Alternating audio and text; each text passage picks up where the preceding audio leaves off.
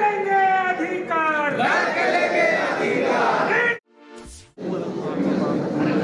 गले मिलिए आप लोग।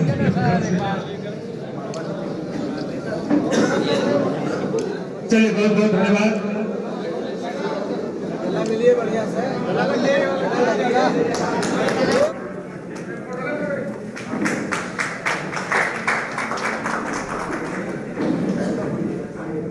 बहुत बहुत धन्यवाद।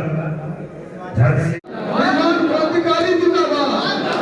अब दोनों सेट कर गया है। अब देखिए ताकत 2024 में।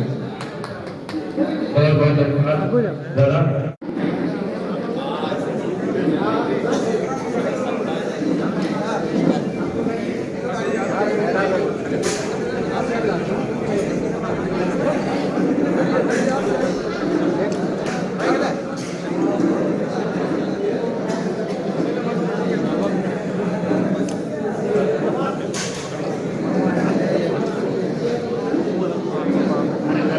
गले मिलिए आप लोग।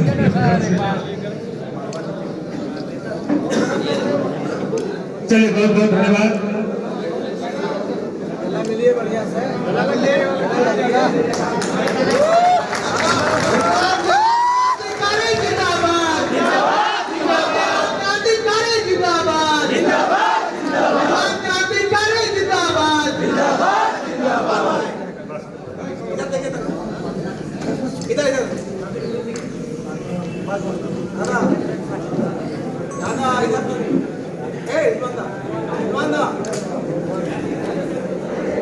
एक चीफ गेस्ट और है, उनका नाम लेना हम भूल गए हैं। मेरे विशेष आमंत्रण पे आए हुए हैं मजबूर खानदान। उनसे गुजारिश है मंच में चले आएंगे।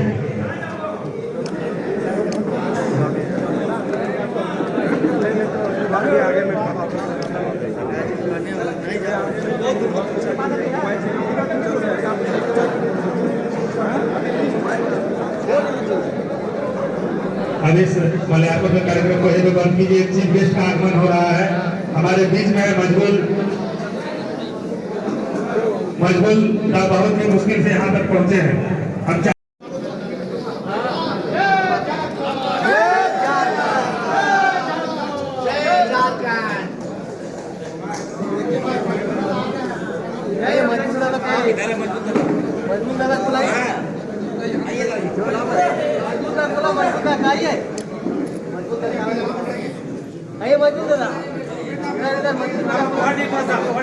आप लोग हटिए, फोटो लेना है, साइड हो जाइए।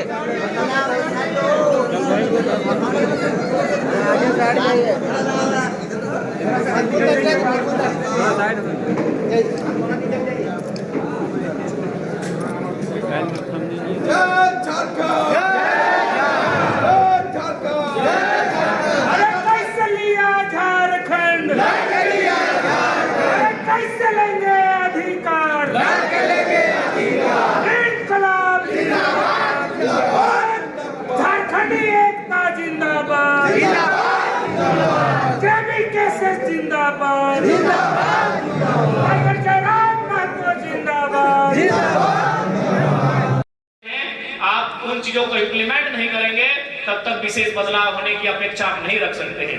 इसलिए और आज देखिए, अगर हम लोग कोई अगर चुनाव लड़ने की इच्छा होती तो हम लोग 2 साल पहले पार्टी बना लेते। आप लोग सुने होंगे कि अभी पार्टी हम लोग रजिस्ट्रेशन के लिए गया है, अड़चने आ रही हैं। बहुत सारे लोग सवाल करते हैं पार्टी बना क्यों नहीं। अरे भाई, हम लोग चुनाव लड़ रहा उद्देश्य ही नहीं था। हमारा उद्देश्य था झारखंड के आवाज बनना।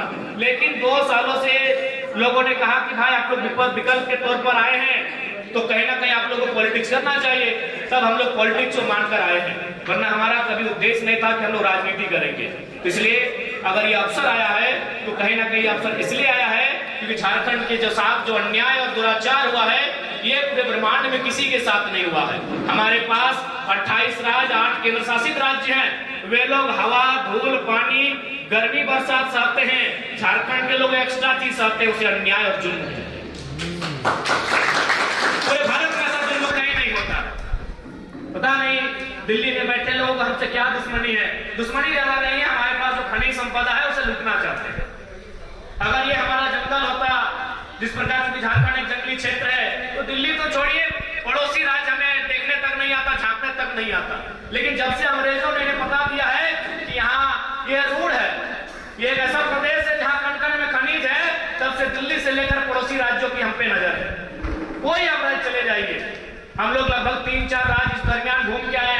कहीं तो 100% 3rd 4th ग्रेड में 100% रिजर्व है, कहीं भाषा के आधार पर आपको उसी भाषा में पेपर लिखना होगा, कहीं तो साफ साफ है कि भाई अन्य राज्यों के लोग यहाँ सरकारी नौकरी करेंगे ही नहीं। लेकिन एक झारखंड है जहां कोई सीमा नहीं होने के कारण, जहां कोई बैरियर नहीं होने के कारण आज हमारे हक अधिकार को लगातार लोग छीन कर ले जा रहे हैं। और ताज्जुब की बात तो तब आती है, हाल ही फिलहाल अखबार में पढ़े कि अब जो हमारा कॉन्ट्रैक्ट जो पीसीसी का सड़क बनता है 100 फीट का 150 फीट का, उसमें अभी यूपी और बिहार के ठेकेदार हैं। अच्छा एक बात बताइए, लोग बहुत सारे लोग कहते हैं ये बाहरी बिक्री की लड़ाई है। क्या हमने किसी भीसी को कहा? जैसे यहाँ भी श्यामा प्रसाद मुखर्जी विश्वविद्यालय है, रांची विश्वविद्यालय है, या फिर विनोद भावे विश्वविद्यालय है, हमारे पास विनोद बिहारी महतो विश्वविद्यालय है। क्या हमने किसी भीसी को कहा कि भीसी आप वापस चले जाए गो बैक, क्योंकि आप हमारे राज्य के नहीं है? नहीं कहा हमने, क्योंकि वो सेंट्रल वैकेंसी है, नेट जेआरएफ के लोग हैं, वो आ सकते हैं। अरे भाई अगर आप पीजीटी के टीचर में भी बाहर के लोग आएंगे, प्राइमरी टीचर में भी अगर बाहर के लोग आएंगे, तो बताइए क्या झारखंड के लोग झाल बजाएंगे? हमने तो भीसी का कभी विरोध नहीं किया। यही जाइए हजारीबाग में, हमको लगता है धनबाद यूनिवर्सिटी की बात कीजिए तो 90% लोग यूपी बिहार बंगाल के हैं भाई, 10% झारखंडी होंगे कि नहीं पता नहीं। हैं तो दरबार में घास छीलते हैं, चपरासी करते हैं, पढ़ाने वाले सब तो बाहर के हैं। लेकिन हमने तो कभी विरोध नहीं किया कि वो सेंट्रल लेवल की वैकेंसी है। अब अगर प्राइमरी टीचर बन के भी अगर अन्य राज्यों के लोग आएंगे तो झारखंड क्यों बना? इसीलिए हम लोग अपने स्टैंड पे कायम है। हमारा स्टैंड झारखंडियत है, किसी को बुरा लगता है लगे, लेकिन हमारा लड़ाई कहीं गलत नहीं। हमने कभी रांची के डीसी से सवाल किया या फिर धनबाद के डीसी से कि आप हमारे राज्य के नहीं हैं, आप चले जाएं? नहीं किया, क्योंकि एक ग्रेड की बहाली है, यूपीएससी से चुनकर आए हैं, वो पूरे देश में कहीं जा सकते हैं। हमने कभी डीसी से सवाल नहीं किया, हमने कभी एसपी से सवाल नहीं किया, हमने कभी जो वरीय पदाधिकारी हैं जो जिला को चलाते हैं उनसे कभी सवाल नहीं किया। लेकिन भैया अगर वो दरोगा बन के, वो एसआई बन के, अगर वो बड़ा बाबू छोटे बाबू बन के सभी थानाओं में आएगा तो विरोध करेगी नहीं करेगी? हमारे लोग अपने राज्य में जिस प्रकार से जाते हैं, जो सम्मान पाते हैं, उसी सम्मान के आप यहाँ हकदार हैं। हमारे लोग महाराष्ट्र में भी हैं, हमारे लोग तमिलनाडु में भी हैं, हमारे लोग कर्नाटका में भी हैं, हमारे लोग गुजरात में भी हैं, हमारे लोग हैदराबाद में भी हैं। तो हमारे राज्य के लोग बाकी राज्यों में जो सम्मान, जो हकदार पाते हैं, आप उसके हकदार हैं कि भारत एक संवैधानिक देश है। लेकिन आप ये कहेंगे कि सर्वे सर्वा अगर आप रहेंगे और अगर हम लोग चुपचाप रहेंगे तो ये गलत बात है। इसलिए आज झारखंड के जनमानस को इस विषय में गंभीर होकर सोचना होगा। और आज ये लड़ाई इसी बात की है कि आज सभी अपने वोट के पावर को समझे, अपने वोट की वैल्यू को समझे, और इस बार जो चुनाव हो, जिनको मतदान देते हैं उनसे सवाल करें। आज चूंकि रिजवान बता रहे थे कि नहीं हमारे साथ गिरिडीह से, बगोदर से बहुत सारे साथी आएंगे, स्वाभाविक मैं देख भी पा रहा हूँ, मैं पहचान भी पा रहा हूँ। जहां तक बगोदर का सवाल आता है, बगल में बिशुनगढ़ है, उसके बगल में डुमरी है, उसके बगल में नावाडी है। सबसे ज्यादा अगर प्रवासी मजदूर कहीं से हैं तो बगोदर से हैं, बिशुनगढ़ से हैं। तो भाई जिस राज्य में 40% खनिज संपदा, अगर वहां के लोग पलायन करेंगे, कारण क्या है? नई नीति का। नीति क्यों नहीं बन रही है? न नेताओं की नीयत ठीक नहीं है। जिस दिन हमारे नेताओं की नीयत ठीक हो जाएगी, इस राज्य में नीति बनेगी, और जो लोग पलायन कर रहे हैं कम से कम संख्या में पलायन करेंगे और अपने राज्य में ही रोजी रोजगार करेंगे। भला कौन चाहता है कि बूढ़ी माँ बगोदर में और बेटा सऊदी में, बूढ़ा बाप बिशुनगढ़ में और बेटा कुवैत में, नई नवेली दुल्हन डुमरी में और बेटा सूरत में? कौन चाहेगा भाई? ऐसी व्यवस्था कौन चाहेगा? आखिर इस रोटी की तलाश में ना उसने घर का त्याग किया है, इस रोटी की तलाश में ही ना उसने बूढ़े माँ बाप का त्याग किया है। तो क्या हमारे राज्य सरकार में ये कुव्वत नहीं है कि एक पॉलिसी बनाए? हमारे पास अनुमान हजारों हजार कंपनियां हैं, हजारों हजार फैक्ट्रियां हैं। अरे उतना तो छोड़िए, अगर आज के डेट से अगर हमारे लीडर अगर ये प्रण ले लें कि हम लोग फैक्ट्रियों में चंदा नहीं लेंगे, तो मैं पूरे विश्वास के साथ कहता हूं एक एक फैक्ट्री में 100 रोजगार आज के डेट से निर्माण हो जाएगा। यानी वो जितना लोगों को पैसा देंगे मंत्रियों को अगर वो ना लिया जाए तो 100 को रोजगार होगा। मैं अपनी बात बताता हूँ, बहुत सारी कंपनियों में हम जाते हैं तो बोलते हैं क्या है आप नेताजी कैसा करते हैं, चलिए आपको 50 लाख देते हैं, रोजगार की बात मत कीजिए। जो लोग आप बोलते हैं कि ज्वाइनिंग करवा दी उनकी बात मत कीजिए। तो बारीकी से 2 सालों में ये चीज समझ में आया कि अगर इनकी नीयत ठीक हो जाएगी और ये अपना चंदा केवल फैक्ट्री और कंपनियों से ना ले तो मेरा मानना है कि एक फैक्ट्री फिर से ना एवरेज 100 को रोजगार देगी। तो हमको लगता है बड़ी बड़ी कंपनियां 25 से 30 हजार होंगी, कुल तो 50 से पार होंगी। तो आप गुना भाग करके देख लीजिए कि वन टाइम सिर्फ आज अगर 81 के 81 विधायक और हमारे 20 सांसद अगर ये प्रण ले कि हमें किसी फैक्ट्री में चंदा नहीं लेना है, चाहे वो रोंगटा की फैक्ट्री हो, टाटा की हो, टिस्को की हो, हिंडाल्को की हो, एचईसी की हो, या वेदांता की हो, या बीसीसीएल हो, सीसीएल हो, या ईसीएल हो, या एनटीपीसी हो, उसी दिन से इस राज्य में एक्स्ट्रा 200 को रोजगार एक कंपनी देगी। यानी नियति इनकी ठीक नहीं है, इनकी नीयत ठीक नहीं है। तो इसलिए आज हमें इस गंभीर विषय को सोचना होगा, नहीं तो आने वाली पीढ़ी शायद हमारी बोल भी नहीं पाएगी। आज हम लोग बोल लेते हैं, टाटा के खिलाफ बोल देते हैं, वेदांता के खिलाफ बोल देते हैं, आज तो हम लोग भ्रष्ट आईएएस आईपीएस को कटघरे में लाके खड़ा कर देते हैं, सरकार को तो नींद खराब करके रखे हैं, लेकिन आने वाली पीढ़ी बोल भी नहीं पाएगी। इसलिए आज समय की मांग को देखिए, समय की डिमांड को देखिए और इस आंदोलन के महत्व को समझिए। ये आंदोलन एक जाति एक वर्ग का भला करने नहीं आया है, ये आंदोलन तमाम झारखंडी जो हाशिए पे जा रहे हैं, जो डाउन टू अर्थ जा रहे हैं, उनकी एक आवाज बन के आया है। और एक आवाज ये है कि आज इस राज्य में 2 सालों में बदलाव लाके हम लोग खड़ा कर दिए हैं। आप किसी पॉलिटिकल लीडर से मिलिए, वो चर्चा करते हुए हमारा पाए जाएंगे। अरे राज्य की तो छोड़िए, छत्तीसगढ़ से एक मैसेज आया था, इंस्टा में बधाई दिया कि हमारे एक साथी हैं और छत्तीसगढ़ में विधायक बन गए। हमको क्या बधाई दे रहे हैं, बोला 6 महीना से उनको खाली आपका ही वीडियो दिखाए। राम कुमार टोको है, हाँ जो भी हम नाम भूल रहे हैं, राम कुमार टोको, देखिए दादा नाम बता रहे, तो कोई मजाक और फेंका की बात नहीं कर। छत्तीसगढ़ में सीतापुर विधानसभा छत्तीसगढ़ का है, खाली वीडियो देखिए। यानी कहीं ना कहीं ये विचारधारा ये राज्य ही नहीं, ये देश भी सुन रहा है। तो आप तो राज्य के लोग हैं, आप हमारे अभिभावक हैं, आप हमारे भाई बंधु हैं। इस विचारधारा को इस सीमा के बाहर लोग पसंद कर रहे हैं, मान रहे हैं, उसका समर्थन कर रहे हैं। आप तो हमारे लोग हैं, आपका आशीर्वाद चाहते हैं, जो हमसे बड़े हैं उनका आशीर्वाद और दुलार चाहते हैं, जो हमारी उम्र के हैं उनका हम लोग सहयोग और समर्थन चाहते हैं। इस राज्य में जो नव निर्माण की किलकारी गूंजी है, एक आंदोलन आया है, इस आंदोलन को अब राजनीति का स्वरूप देने के लिए आज हमें कहीं ना कहीं जहां से नीति नियम बनता है, उन नियमों को बनाने वाले लोग जहां पहुंचते हैं वहां खुद को स्थापित करना होगा।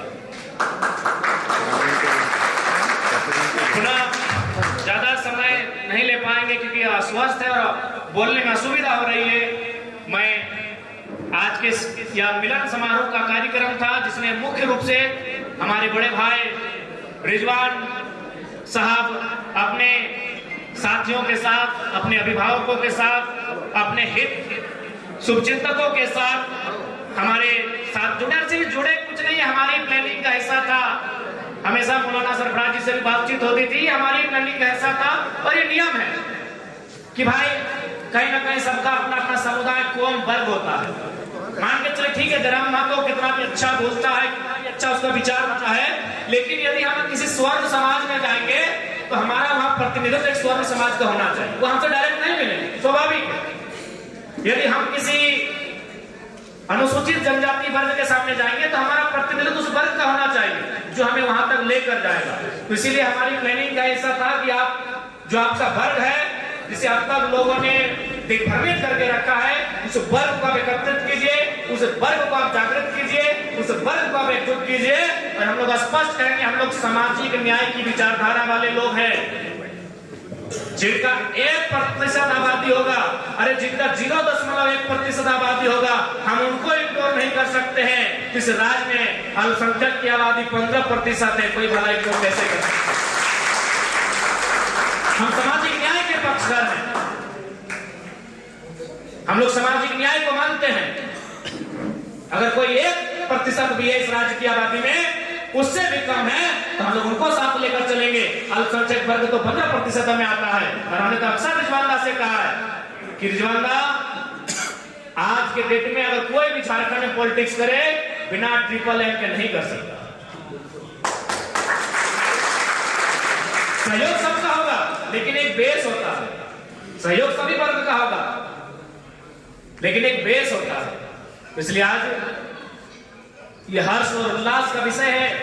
और अक्सर जो हम पर एक समुदाय एक वर्ग का, चूंकि ये प्लानिंग है, जब ये आंदोलन को देखा कि इस लड़के का कोई तोड़ नहीं है, इसको पैसा ऑफर करे तो पैसा लेता नहीं है, गाड़ी ऑफर करे तो गाड़ी नहीं लेता है, तब बोल जाए कुर्मी का बेटा है। अब तो देखिए हिंदू मुस्लिम भी करवाता है 2-4 लोग। तो देखा कि इसका कोई तोड़ नहीं है, इसे डिगा मना खरीदा नहीं जा सकता है, ये अड़िग है, अपने पथ पर अड़िग है। तो इसलिए ये भ्रामक बातें आती रही जात को लेकर, तो कभी धार्मिक बातें, अभी ना जाने 24 तक क्या क्या हथकंडे लोग अपनाएंगे, वो तो खैर कहना मुश्किल है। और आज के डेट में जानते हैं आईटी सेक्टर, बाकी पॉलिटिकल पार्टियों का क्या है, झूठ को सच करने में माहिर कितने हैं आप भी जानते हैं। इसलिए जब भी अगर हम लोगों पे संशय लगे, हम लोगों पे सवाल उठे, तो बस इतना याद रखिएगा कि ये वो लड़का है जिसको डॉक्टर ने सख्त हिदायत दिया है कि 6 महीना बोलना नहीं है, लेकिन हमने ये कहा कि अगर हम चुप हो जाएंगे तो झारखंड चुप हो जाएगा। आज लोग भगवान की माने या ना माने, अपने आराध्य की माने या ना माने, डॉक्टर की मानते हैं। अब आप कहेंगे भाई आप ये क्या बोले कि भगवान की ना माने, खुदा की ना माने। अरे कौन सा धर्म कहता है ठगी करे चोरी करे? सभी धर्मों के नेता तो ठग रहे, चोरी कर रहे कि नहीं? आज 81 में तो सभी धर्मों के नेता हैं, फिर भी राज के साथ ठगी कर रहे कि नहीं? यानी वो भगवान खुदा की नहीं मान रहे हैं, लेकिन डॉक्टर की मानते हैं। हमने डॉक्टर का भी नहीं माना। तो इसलिए जब भी आपको अगर कोई भ्रामक बातें आपके